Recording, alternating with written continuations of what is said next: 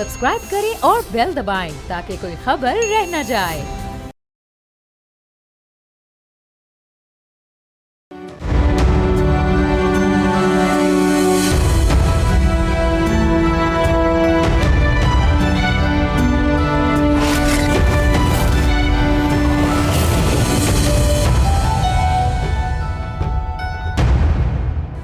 जंग का तबल बजते ही अब सिफारतकारी का मैदान गर्म हो गया है। पाकिस्तान और भारत के डीजीएमओस के दरमियान हालिया राब्तों में दोनों जानिब से सीज फायर को जारी रखने पर इत्तफाक कर लिया गया है। कशीदगी में कमी की जानिब पेशरफ्त अब भी जारी है और अब दोनों ममालिक का फोकस वाज़े तौर पर डिप्लोमेसी की तरफ मुंतकिल हो चुका है। पाकिस्तान के वज़ीर ख़ारजा चीन के दौरे पर है, जबकि वज़ीर आज़म ईरान का अहम दौरा करने जा रहे हैं। दूसरी जानिब भारत ने अपने इब्तदाई सिफारती नाकामी का डैमेज कंट्रोल करने के लिए दुनिया भर में पार्लिमानी वफूद रवाना करना शुरू कर दिए हैं। पाकिस्तान का पार्लिमानी वफ़द भी यूरोप का दौरा करेगा ताकि आलमी सतह पर हकाइक बयान किए जा सकें। जो धूल बैठ रही है, हकाइक उभर कर सामने आ रहे हैं। पाकिस्तान ने हालिया तनाज़े पर नाकाबिले तरदीद शवाहिद के साथ एक डोजियर जारी किया है।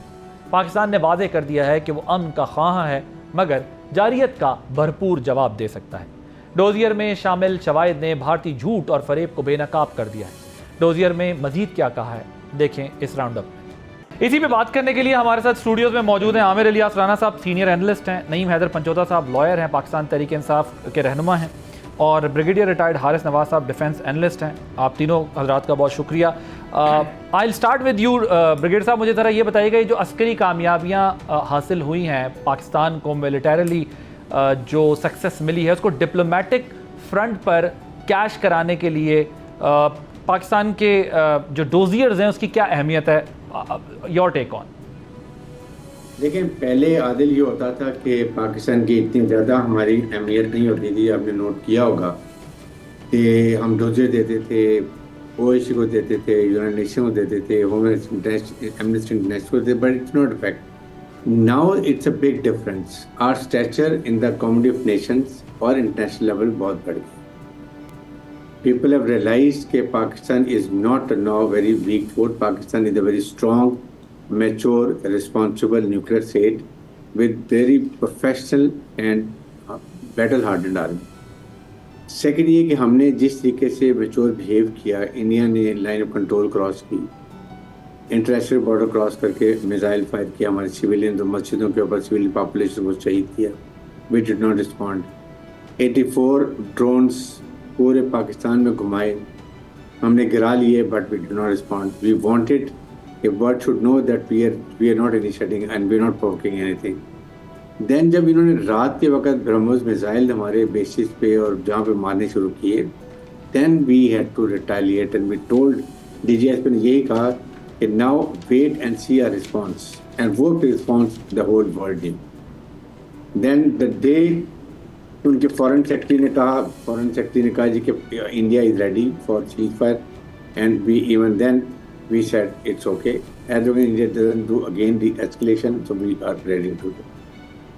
Now we have emerged as a very strong nation, all united, we fought as a nation, और अब हमारे पास बहुत स्ट्रॉन्ग टर्म से हम नेगोशिएट कर सकते हैं, इसलिए कि हमने बता दिए कि we are victors, not only that, और हम बड़े स्ट्रॉन्ग मुल्क हैं और इंडिया हमें किसी लिहाज से भी ये जेन में जो था ना कि ये गजा में पैलेस्टीनियन ये इजराइल बिहेव कर दिमाग खराब। सो यू थिंक कि हमने रिस्ट्रेन किया and world realize that fact that they did not respond till the time they initiated something bigger than that, जो आप ब्राह्मोस की बात कर रहे हैं। सो हमारा रिस्ट्रेन आप कह रहे हैं कि फॉरेन पॉलिसी के लेवल पर कामयाबी का रीजन बना। Is that what you are saying? Quickly अगर इस पे कमेंट कीजिएगा, then I have to ask this question to. And then being a nuclear country हमने बहुत रिस्ट्रेन किया।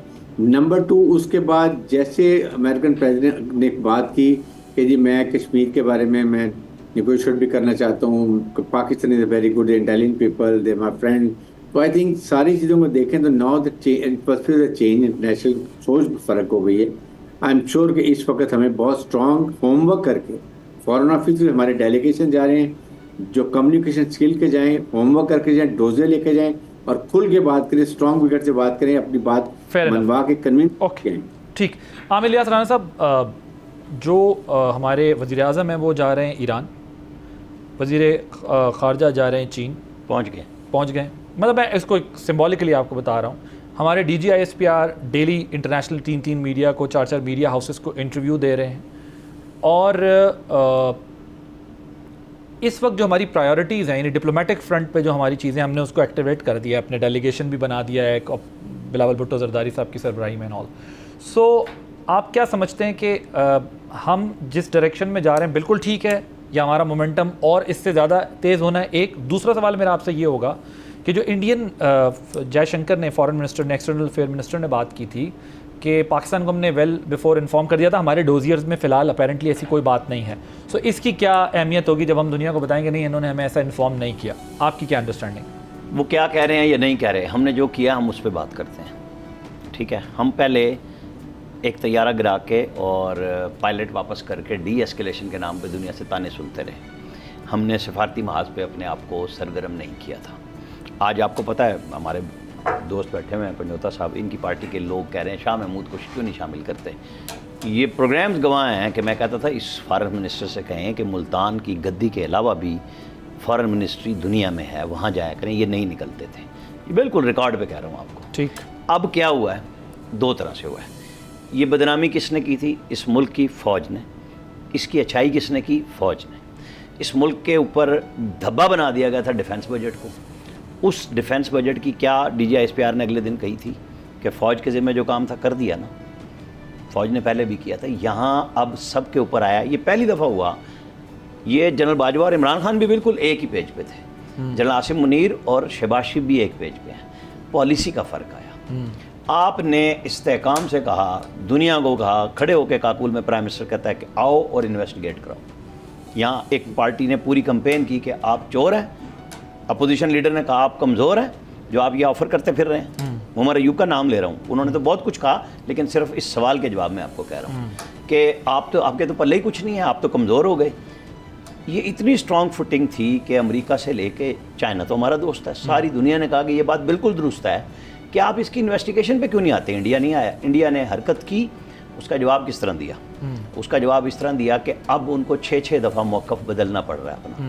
पहले वो कुछ कहते थे, फिर हमने बताया, फिर हमने वीडियोस दिखाई, फिर दुनिया ने दिखाई कि हमने उनके साथ क्या किया। यहाँ पे तो उमर अयूब का अगेन नाम लूँगा, वो क्या बेच रहे थे सौदा कि इनके पास तो एमिनेशन नहीं है, ये तो बेच चुके यूक्रेन में। फिर इनके पास एयरफोर्स भी नहीं है, वो अल्लाह, आर्मी और आर्टिलरी की बात कर रहे थे ना। तो अल्लाह पे फेथ तो सारों का, हमारा ईमान है, इसके बगैर तो बात ही नहीं मुकम्मल होती। तो बाकी चीज़ों का फेथ आपको करा दिया फ़ौज ने। तीनों मुसल्लह अफवाज ने प्राइम मिनिस्टर के साथ बैठ के सारे डिसीजन ले और पूरी दुनिया को अनाउंस किया कि ये एक्ट ऑफ वार होगा। हमने डिप्लोमेसी जितनी थी बेहतरीन की। अब हमारे एडवोकेट कौन बने? हमें बिल्कुल बचना चाहिए ट्रंप से। उसने अच्छाई भी की है, लेकिन उसका बदलते हुए भी टाइम नहीं लगता। ये पूरी की पूरी पार्टी बैठी हुई थी कि 20 जनवरी के बाद हालात बदल जाएंगे, इन्हीं के सोशल मीडिया अकाउंट्स ने कहा था। लेकिन वो क्या है, वो पाकिस्तान को बेस्ट कहते हैं कि ट्रेड भी हो सकती है और ये मैन्युफैक्चरर भी अच्छे हैं। तो इसका फ़ायदा उठाने के लिए मेरे सामने प्राइम मिनिस्टर ने बड़ी मुतवाज़िन टीम बनाई है इस वक्त। बट PTI को शामिल ना करके ठीक किया? नहीं, अगर आप शामिल करते और ये इनकार कर देते, मतलब आपको कोई फर्क नहीं पड़ता, जब वो बेशक कर देते कहीं नहीं, क्यों आप मजाक बनवाते हैं कि हम नहीं बैठते तुम्हारे साथ? नहीं, मतलब आप नेशनल लेवल पे इनके साथ APC भी करने को वजीर आजम तैयार थे ना, गवर्नमेंट भी तैयार क्या थे? बुलाया था, इन्होंने कहा नहीं बैठेंगे आपके साथ। जब बुलाया नहीं बैठेंगे। तो क्या अब आमिर साहब वो वक्त निकल चुका है कि इनको एंगेज किया जाएगा? मेरा ख्याल है कि ये अब इनके PTI के सोचने का काम है कि अपने आप को कौमी धारे में रखना है या नहीं रखना। ये इस शराब में रहेंगे जो सोशल मीडिया के ऊपर है कि इमरान खान के पास इस्टेब्लिशमेंट चल के गई और कितने घंटे बैठी रही। मैं गारंटी के साथ कह रहा हूँ ऐसा कुछ वाकई नहीं हुआ। और कल मिलेंगे नहीं, मैं अदर पंजोता साहब शायद लास्ट मंडे ट्यूसडे भी मिले थे, और अल्लाह करे कि इस दफ़ा भी मिले। हमारी तो ये ख्वाहिश है कि उनकी मुलाकातें रेगुलर रहनी चाहिए, उनके मुंह से निकलवाएं। सिर्फ एक दफ़ा उन्होंने कहा था कि मिलें कि नहीं मिलें। नहीं, एक दफ़ा इमरान खान ने इस पूरे अरसे में जब रिपोर्टर्स जाते थे कि बात होनी चाहिए, रिपोर्टर्स को ये कहा था। मैं किसी सियासतदान की बात नहीं कर रहा, अपने रिपोर्टरों की बात कर रहा हूँ जिनसे बात कही थी। तो अब अगर ये दावा ठीक है, जो कि मेरे साहब में बिल्कुल गलत है, तो कल कोई तो मिलेगा ना। आखिर हर दफ़ा 2-3 वकील तो मिलते हैं ना। होइए जी कोई मुलाकात। बहुत शुक्रिया आदिल भाई, आपने मौका दिया। मुलाकात मेरी तो नहीं हुई जी, मेरी तो ईद से पहले एक हफ़्ता मैं खान साहब की मुलाकात, जो स्पेशल मुलाकात कहते हैं, कोई नहीं, खान साहब की मुलाकात के हवाले से हमें तो कोई इन्फॉर्मेशन नहीं है। अगर किसी के पास है तो वो बताए, कोई एविडेंस लेकर आए। कल खान साहब से मुलाकात होगी, फैमिली की भी और वकला की। कल ये सवाल पूछा जाएगा। लेकिन मैं वाज़ह कहना चाहता हूँ कि इमरान खान साहब कभी भी डील नहीं करेंगे और हमेशा उन्होंने इस डील को मुस्तरद किया है। पहले भी उन्होंने बात की तो मुल्क की खातिर उन्होंने कहा कि हम बात करेंगे और सिर्फ मुल्क की खातिर होगी, आइन और कानून के अंदर होगी, पाकिस्तान के मफाद के हवाले से होगी। मैं अपने हवाले से कभी भी ना डील मांगता हूँ, ना डील मांगता हूँ, ना ही कबूल है। इमरान खान साहब को चुप रहने का कहा गया, खामोश हो जाइए, शिफ्ट हो जाइए, लेकिन तमाम तर डीलें जो हैं उन्होंने मुस्तरद की और वो आपने देखा। दूसरी ये चीज़ें उन्होंने कहा जी कि देखें जी PTI जो है वो इस तरह से उन्होंने रोल अदा किया। इमरान खान साहब की पहली स्टेटमेंट आई है जब ये सारा अटैक हुआ, ये कह रहे थे कि इमरान खान साहब ने बयान नहीं दिया। मैंने कहा कल मुलाकात होगी तो फ़ौरन देखना बयान आएगा। उन्होंने फ़ौरन कहा कि मोदी के वार के बाद पूरी कौम जो है वो यकजा हो गई है। क्या नवाज शरीफ साहब की तरफ से भी कोई स्टेटमेंट आई है? क्या कोई बयान आया है? इनसे पूछा जाए ना कि वो किधर हैं, कहते हैं जी कि वो कोई ABCD नहीं है, वो कोई तजिया निगार नहीं है। कहते हैं उन्होंने पूरा डिज़ाइन किया था सारा ऑपरेशन। नहीं, डिज़ाइन शहबाज शरीफ साहब कहते हैं कि वो डिज़ाइन सारा जो किया था, या सारा जो रोल है वो आर्मी चीफ का है, और कुछ लोग इनके कहते हैं कि सारा prime minister is on record, उन्होंने कहा कि वो सब कुछ प्लानिंग उनकी, उन्होंने जाके उधर क्रेडिट जब आप एक तरफ जो वज़ीर आज़म है वो दे रहे हैं, फिर उन्होंने ये भी कहा कि आर्मी चीफ को दे रहे हैं, ठीक है, और कुछ लोग जो हैं वो क्रेडिट दे रहे हैं जी कि नवाज शरीफ साहब ने पीछे बैठ के, भाई पीछे बैठ के उन्होंने किया है तो मुंह से बोल भी लेते। मुबारकबाद की ट्वीटें दी जा रही हैं नवाज शरीफ साहब के पास वहाँ पर। ओके सर, मुझे ये बताएं, अगर PMLN आप लोगों को इस डेलीगेशन में शामिल करती जो डिप्लोमेटिक फ्रंट पर फाइट करने जा रहा है, अब फॉरेन पॉलिसी पाकिस्तान की डिफेंड करने जा रहा है, तो क्या आप लोगों की पार्टी शामिल होती है उसमें? क्या इनके अंदर कोई क्रेडिबिलिटी है बात करने वाली? नहीं, दैट इज समथिंग एल्स। मेरा सवाल आपसे, तो आप इमरान खान को लीड कराए ना, शहबाज शरीफ के जरिए आप कहते हैं कि डिप्लोमेटिक लेवल पर वो बात करना चाहते हैं। मेरा सवाल बिल्कुल क्लियर है। मैं आपसे दूसरा सवाल कर लूंगा, लेकिन पहले सवाल का जवाब ये नहीं है। ही नहीं है इनके पास, कैपेसिटी नहीं है। मेरे पहले सवाल का नहीं है भाई, मुझे पहले सवाल का सिर्फ जवाब दें। अगर ये आपको बुलाते तो आप लोग जाते या नहीं? ये मफरूजों की बात है ना कि अगर ये बुलाते तो आप क्या करते? इनकी तरफ से आए कि खान साहब को आए, पेरोल पर ले आए, खान साहब आकर मौकफ अपना देंगे, जो आंखों में आंखें डाल के कहीं बात करेंगे। वो तो अभी आमिर साहब खबर दे रहे हैं ना आपको, वो कह रहे हैं कि इनको बुला के क्या करते, इन्होंने वैसे ही नहीं बैठना था, खबर ये इसलिए बुलाया ही नहीं।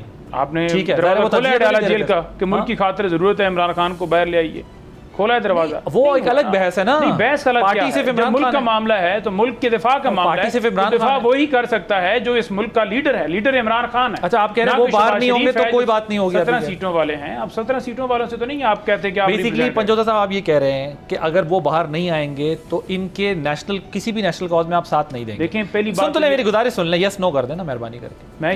मैं ये कह रहा हूँ ना कि पहले पता चले ना कि किस मामले के ऊपर बुलाना है, और तमाम पार्टियों को बुलाएं, उनको तमाम सरबराहान को बुलाएं। अगर आप सीरियस, लेकिन आप कहते हैं आप सीरियस ही नहीं, आप कहते हैं कि हम अकेले बैठ के शहबाज शरीफ कॉल देगा तो PTI भागती चली जाएगी। ये क्या तरीकाकार है? आप जमातों की नुमाइंदगी चाहते हैं, आप सीरियस हैं, तो आप तमाम जमातों को बुलाइए, उनके नुमाइंदों को, उनके सरबराहों को बुलाइए। जमातों के लिए क्यों परेशान है? तमाम जमातें तो राब्ते में जब आप मुल्क के अंदर जब आपकी जंग की सूरत हाल है, ठीक है, आप एक तरफ जो है वो कह रहे हैं जी कि इंडिया जो है वो बिल्कुल दोबारा वार करने के लिए बैठा हुआ, उसने पानी भी बंद किया हुआ है। इधर आप कहते हैं जी कि तमाम जमातों को, बाकी जमातें कौन सी होनी चाहिए? आवाम की नुमाइंदगी कौन कर रही होती है? जमातें कर रही होती है ना। नहीं, सारी जमातें जो इस वक्त मौजूद हैं। अच्छा, ओके, हमारी डिस्कशन अभी जारी है, एक ब्रेक लेते हैं। ब्रेक के बाद जब वापस आएंगे तो कुछ और अहम सवालात अपने पैनल के सामने रखेंगे आफ्टर दिस शॉर्ट ब्रेक।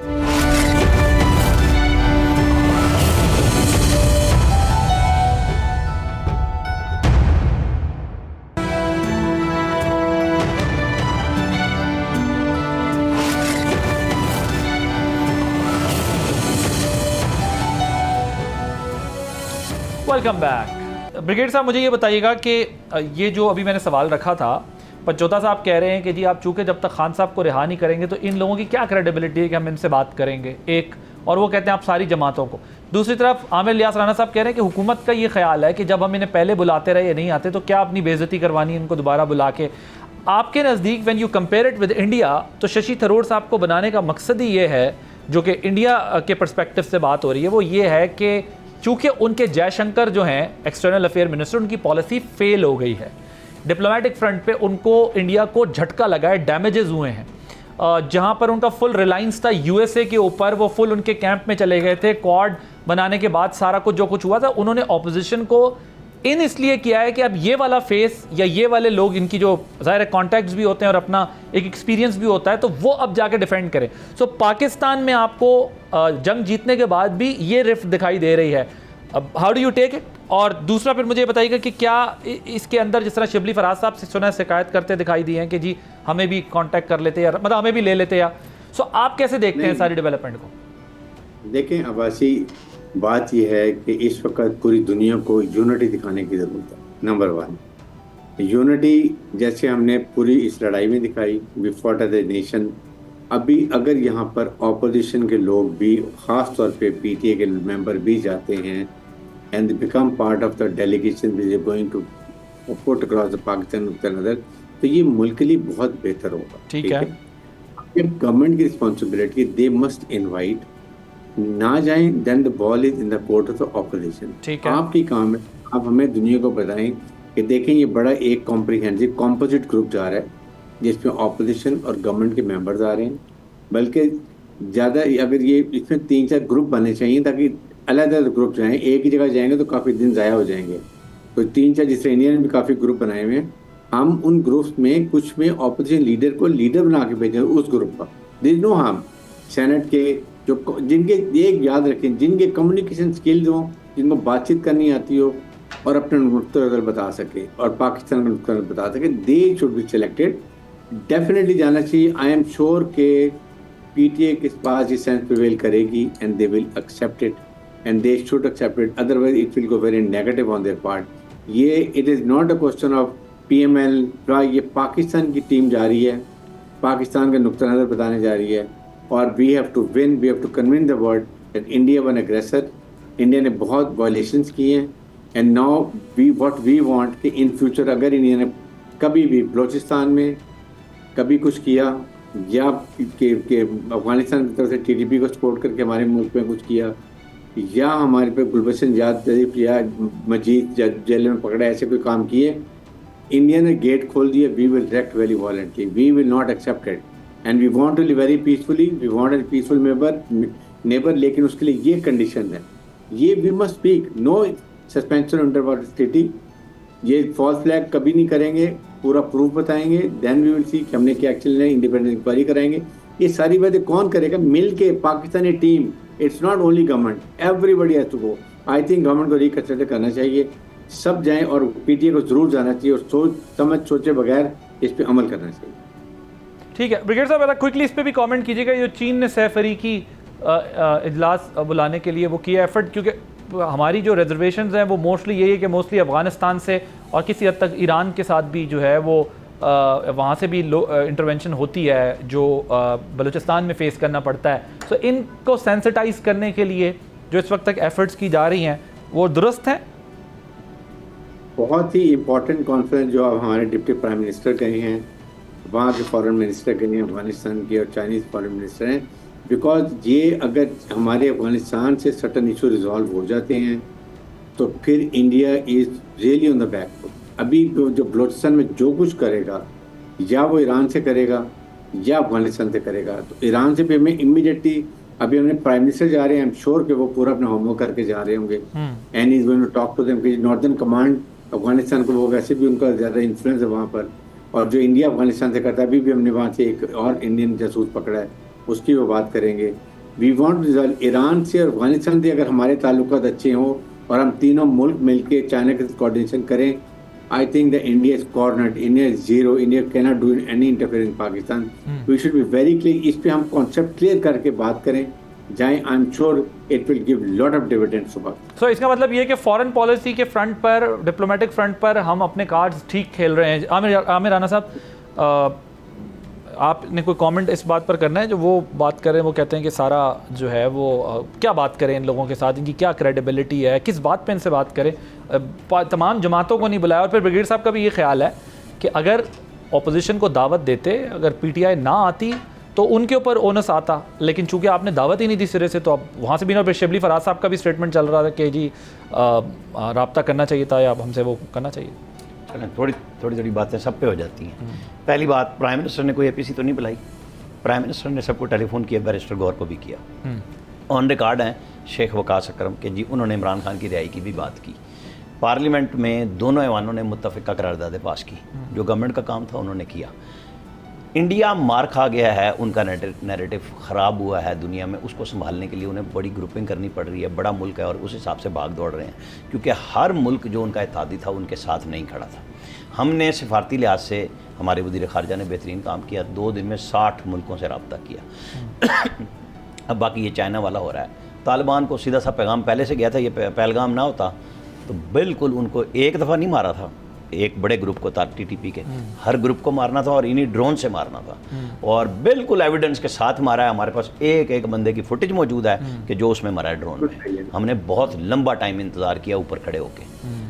ये जो कैपेबिलिटीज़ और ढूंढ रहे हैं ना, ये जो पीटीआई के जहन में था कि ये टेक्नोलॉजी वो है जिसमें ये फटाफट वो वापस कर देते हैं अभिनंदन को, ये अभी कुछ नहीं हो रहा। अभी बड़ी मजबूती के साथ फैसले हुए थे कि हमारे जवाब का इंतज़ार करो, घुस के मारेंगे।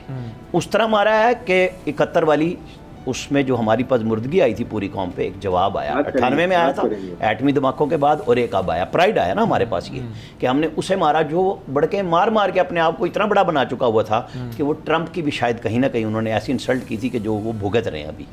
ये मोदी एंड को, जयशंकर वगैरह अपने आप को ये समझ रहे थे, ये पाकिस्तान की तो परवाह नहीं करते थे, लेकिन इन्होंने समझा कि हमने कनाडा में भी बंदे मार लिए, हमने अमेरिका में भी मार लिया, हमने ऑस्ट्रेलिया में भी मार लिए। यहाँ पे अब तो रिपोर्ट्स आ रही हैं कि ये टीटीपी वालों को यूज़ करके कश्मीरी लीडर्स को भी मरवा रहे थे। और अभी भी एहसानुल्लाह एहसान का बयान आ गया है, वो भी एक फाल्स फ्लैग ऑपरेशन की तैयारी है कि ये वहाँ पे कोई मुजाहिदीन का रूप, नया रुख इख्तियार करेंगे। हम एक वो लड़ाई लड़ रहे हैं, यहाँ पे इमरान खान की नहीं निकल रहा। क्या PMLN नवाज शरीफ को जेल में छोड़ के नेशनल सिक्योरिटी कमेटी में नहीं बैठी रही? ख्वाजा आसिफ ने बयान दिया ना, मुल्क लीडर से ऊपर होता है, लीडर मुल्क से ऊपर नहीं होता। हर चीज़ से पहले पाकिस्तान है। जब हमारी हुकूमत ने, इदारों ने बैठ के एक फ़ैसला कर लिया, ये उस वक्त रिलीज़ करने की क्या कर रहे थे कि हम उसके बगैर जीत ही नहीं सकते, पाकिस्तान तो जीत गया। फिर अब बिठाए उन्हें वहाँ पे जहाँ पे दिल करता है आपका, क्योंकि आप सियासत नहीं कर रहे, आप कर रहे थे गुस्सा। आप गुस्से से कुछ नहीं कर सके। आपने फ़ौज का क्या बिगाड़ लिया?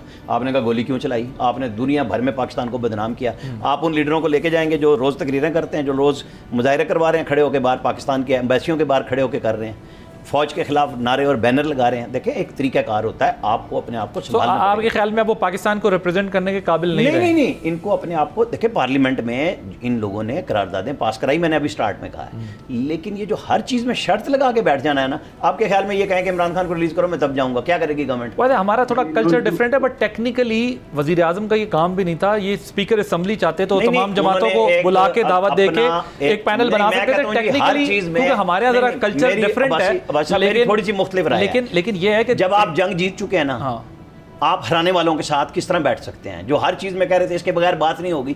थोड़ा सा यार लेसन भी जाना चाहिए कि पाकिस्तान से ऊपर आप नहीं है, कोई लीडर नहीं है। नवाज शरीफ की एक बात सिर्फ जो चूंकि बहुत जोर से लगाई, एक मीटिंग हुई है सिर्फ, PM हाउस में आया नवाज शरीफ, चंद घंटे रुके वहां पे, उसमें आर्मी चीफ भी आई। ये खबर मैंने उस दिन अपने TV पे दी, सब लोग कह रहे थे आला अस्करी हुकाम मौजूद है, मैंने कहा नहीं आर्मी चीफ मौजूद है। डिसीजन लीडर्स ने लेने होते हैं, ले लिए। उसके बाद शहबाज शरीफ वजीर आजम है, बेटी वजीर आला है, नवाज शरीफ का क्या काम है बढ़ के लगाना?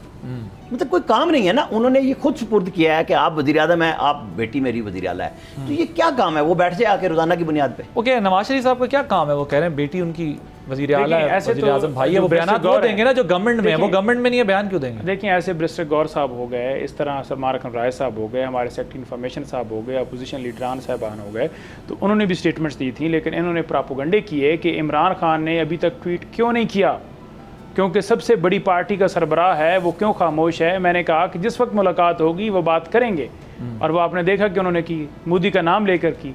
जमात के PMLN के सरबराह कौन है? नवाज शरीफ साहब है ना। तो जब जमात के सरबराह वो हैं, हुकूमत वो चलवा रहे हैं, बेटी को वो गाइड कर रहे हैं, भाई को वो गाइड कर रहे हैं, सारे मामलात का ये कह रहे हैं कि वो सारा कर रहे हैं, तो एक स्टेटमेंट भी दे देते। दी इसलिए नहीं है क्योंकि इमरान खान ने ये कहा था कि ये कभी भी स्टेटमेंट नहीं देगा, ये कभी भी मोदी का नाम नहीं लेगा, क्योंकि इसके कारोबार बाहर हैं, इसके इंटरेस्ट हैं, ये कारोबारी लोग हैं। ठीक है, जब आपके कारोबार होते हैं ना तो आप पहले आप हंस रहे थे, नहीं होती, अब ये हंस रहे हैं आपकी बात। इसलिए हंस रहे हैं ना क्योंकि उनको बुरा लग रहा है ना। नहीं, मैं तो एंजॉय कर रहा हूं कि मैंने तो दो ही फिक्र कहने हैं बस। तो बात ये है, नहीं मैं अपनी बारी पे बोल रहा हूं, आप बोले। देखिए तो बात ये है कि जब आपके इंटरेस्ट होते हैं ना तो फिर आप इंटरेस्ट देखते हैं, क्योंकि ये कारोबार के लिए पाकिस्तान को इस्तेमाल करते हैं। और वही आपने देखा कि इनकी जितनी जायदादें दुनिया में और जैसे केसेस डील के जरिए सारी दुनिया को पता है ना, उनके भाई हैं, उसमें हुकूमत में जंग लड़ी है इंडिया से पूरी। हुकूमत ने जंग लड़ी, हमने देखा है कि जिस तरह किसने जंग लड़ी, जिस तरह हुकूमत ने जंग लड़ी हमने देखा है। तो हम जो है वो दहशतगर्द, जी आप ये फौज को दाद देते हैं कि आपकी और हुकूमत की मदद के बगैर उन्होंने ये जंग लड़ ली है? पाकिस्तान की आवाम की मदद के बगैर वो तो मान रहे हैं ना खुद भी। कभी भी कामयाबी नहीं हो खुद भी सकती। मान रहे हैं। नैरेटिव जो है वो किसी एक शख्स ने नहीं बनाया, ना दो शख्स ने बनाया, पाकिस्तान की आवाम ने बनाया। और आप सोशल मीडिया उठा के देख लीजिए कि 6 करोड़ से ज्यादा लोग जो हैं वो पीटीआई से ताल्लुक रखते हैं, जिन्होंने वहां पर व्यूअरशिप दी, जिन्होंने पोस्टें लगाई, जिन्होंने पूरा नैरेटिव उठाए रखा, जिन्होंने बनाए रखा। ये चैनल्स वाले जितने आप चला रहे हैं, चाहे बोल न्यूज हो, चाहे ARY हो, या जितने हो, अवाम, पाकिस्तान की अवाम जब तक आपके साथ नहीं खड़ी होगी किसी मामले के ऊपर, ये मुल्क का मामला था। अच्छा। उन्होंने साबित किया कि ये वो दहशतगर्द जिनके हवाले से आप कहते थे कि ये डिजिटल दहशतगर्द हैं। हम पाकिस्तान की खातिर पहले भी थे, हम पाकिस्तान की खातिर आज भी लड़ रहे हैं, ठीक है। तो ये नैरेटिव उन्होंने बनाया। ये आप कहें जी कि ख्वाजा आसिफ ने जाकर बना दिए, ये कैसी आप बात। ख्वाजा आसिफ तो वो है जो कह रहा है कि आपने जहाज गिरते हुए देखने हैं तो जरा सोशल मीडिया चेक कर लीजिए। भाई तुम दिखाओ, उधर सबूत दो। ओके, ठीक है, सही। लेकिन मसला ये है कि देखें, पाकिस्तान की आवाम ने बतौर मुजाहिद बन के जंग लड़ी है, पूरी पाकिस्तान ने जंग लड़ी है। नंबर 1 प्रॉब्लम कहाँ आ रही है? प्रॉब्लम ये आ रही है कि आप PMLN को कह रहे हैं कि वो चुप के दपक के बैठे हुए थे, जिसका मतलब आप एंडोर्स कर रहे हैं सिर्फ फौज ने ये जंग लड़ी है।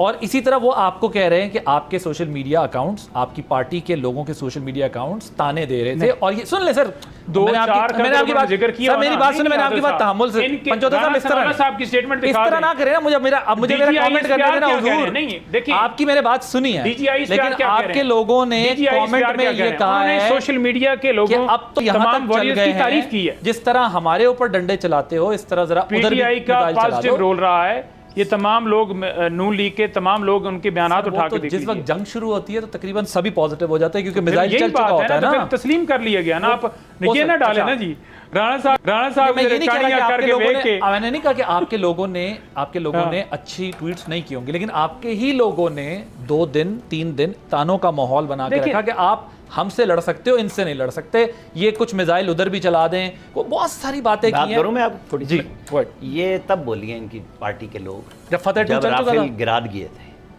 जब 5 एक मिनट, अब आप ठहर जाएं, नहीं तब आया इमरान खान, बोला बिल्कुल, एक मिनट सुने, नहीं आया तब बयान सुने। जब 5 तैयारे गिरा दिए तो जो कह रहे थे ना हम पे गिरा सकते हो, टैंक चला के दिखाओ, गोले चलाओ, ये फौज किस लिए रखी है? हम पे चढ़ने के लिए। ये सारी PTI थी। इन्होंने कहे तो 5 तैयारे गिरा दिए हैं, दुनिया मान गई है, इनके होश गुम हुए। ये सारे के सारे, मैं जोधा साहब की बात नहीं कर रहा, ये जिनके थे बयान उनके, और इनको एक एक नाम पता है, ठीक है। और ये नहीं कि पाकिस्तान से बाहर, ये जो जहनी तौर पे ब्रीड खराब की है ना, वो पाकिस्तान के अंदर भी बहुत थी। उन्होंने वो खन्नास भरा पाकिस्तानी फौज के खिलाफ। जब राफेल गिरे हैं ना तो उन्होंने कहा अब हमारी ठुकाई होगी। ये सारे के सारे वॉरियर समझ, और ये कह रहे हैं कि 2 बयान हमने दे दिए तो हमने गिरा दी। पाकिस्तानी फौज, पाकिस्तानी गवर्नमेंट और अवाम। जब मिसाइल गिराया ना, हमने कब कहा? एक मिनट जी, अब आप बीच में बार बार ना आए, मैं बहुत अच्छा बोल सकता हूँ आपसे। मैंने किधर बात की? जब मिसाइल गिरे हैं ना और हमने बरामोश उड़ाए हैं तो लोग पाकिस्तान का झंडा लेके आए हैं। तो हम निकले हैं ना खुद पाकिस्तान के। मैं खुद रैली लेके निकला। उस वक्त कहाँ थे? मैं लेके निकला, मुझे बात कर लेने देना। मैं किधर था? मैं खुद रैली निकाली। झंडा लेते हैं तो ट्वीट करते हैं, कहाँ है? कौन सी ट्वीट भी की है? यार मैं आपको बता रहा हूँ, झंडे की बात कर रहा हूँ, जो मैं बात कर रहा हूँ मैं उसकी बात कर रहा हूँ। लोग आए हैं फौज के साथ खड़े हो गए, लोग जनाब PF को भी, लोग पाकिस्तान आर्मी को भी, पाकिस्तान नेवी को भी, हर जगह पे। एक मिनट, ये इस तरह नहीं है बात कि आप बयान दे दें। ये जो प्रोपेगेंडा, मैं कोई 10वीं दफ़ा ये कह रहा हूँ बात, नवाज शरीफ के इंडिया के कारोबार पे पेड प्रोग्राम एंकर्स के सैकड़ों कॉलम और प्रोग्राम नवाज शरीफ के कराए गए। एक साहब बाहर बैठे हैं, वो कहते थे जी इनके यहाँ तो इंडियन बैठे हुए हैं, ठीक है, मैं सबूत देता हूँ कि ये कहाँ से आए थे।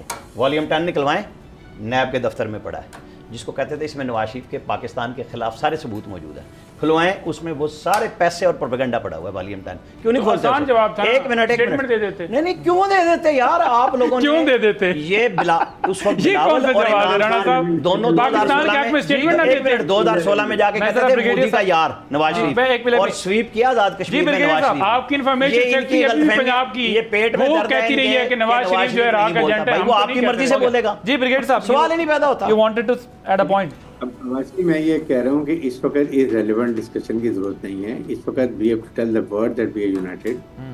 और 1 महीने की बात है, ये चीज़ें होती रहेंगी, पॉलिटिकल डिफरेंस होने चाहिए, इट्स अ गुड, पॉलिटिक्स में होता है डिफरेंस। लेकिन अब पाकिस्तान की बात करें, which is very positive vibes to दूसरे मुल्कों को। और ये जो तो आपके ख्याल में सर क्या फिर PTI के साथ मुज़ाकरात होने चाहिए, डायलॉग होना चाहिए? देखें, अगर पीटीए तैयार होती है और वो ये जो नेगेटिव प्रोपेगेंडा है सोशल मीडिया के ऊपर, ये बातें खत्म करें, नो हर्ट, गवर्नमेंट को बिल्कुल बैठ के करें बात, और साथ खास पे अपने केसेस को फाइट करें। जो ट्रिब्यूनल में केसेस हैं उनको लेके चल, सारे लॉयर्स हैं, अच्छे लॉयर्स हैं, अपने केसेस को क्लियर करने अगर होते हैं, कोर्ट के रिलीफ मिलता है तो get advantage. Right, thank you so much brigadier retired Haris Nawaz साहब, आमिर इलियास राना साहब, नईम हैदर पंचौदा साहब, आप तीनों का बहुत शुक्रिया। एक ब्रेक के बाद कुछ और अहम इशू पर डिस्कशन करेंगे after this short break.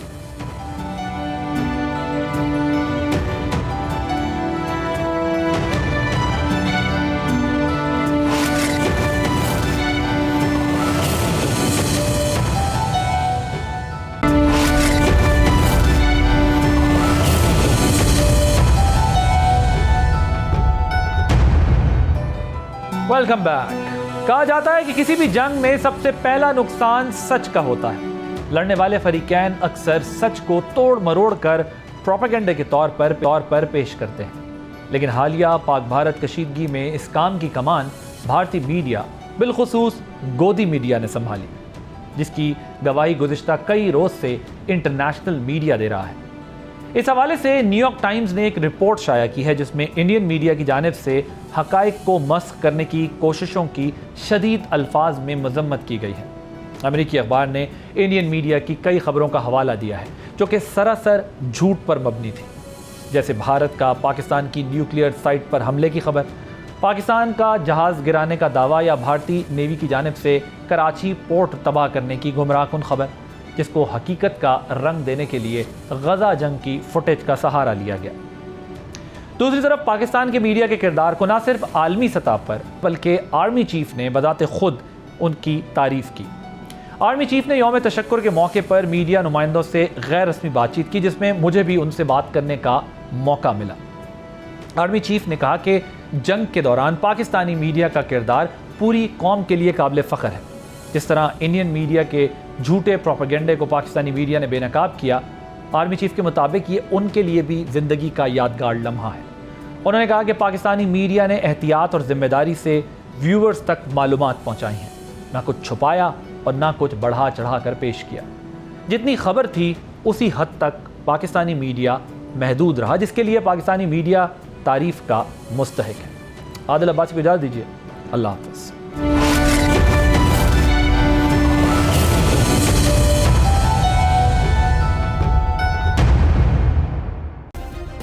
Subscribe करें और बेल दबाएं ताकि कोई खबर रह न जाए।